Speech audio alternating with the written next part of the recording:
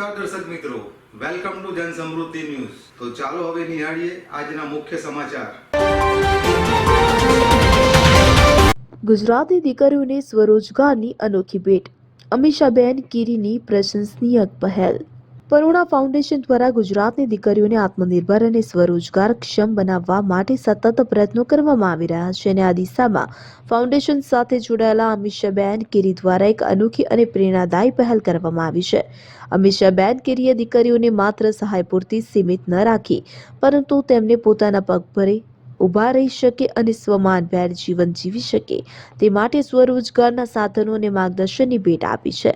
તેમની આ કાર્યશૈલી અને અનેક યુવતીઓ માટે આશાનું કિરણ બની છે। પરુણા ફાઉન્ડેશનનો મુખ્ય ઉદ્દેશ્ય મહિલાઓ અને દીકરીઓને આર્થિક રીતે સશક્ત બનાવવાનો છે।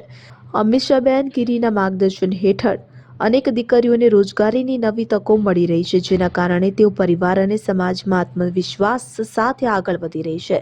સમાજ સેવા અને મહિલા સશક્તિકરણ ક્ષેત્રે અમીષાબેન કીરીની આ પહેલ ખરેખર અભિનંદનને પાત્ર છે। આવી સેવાભાવી પ્રવૃત્તિઓ સમાજમાં સકારાત્મક પરિવર્તન લાવવામાં મહત્વપૂર્ણ ભૂમિકા ભજવે છે।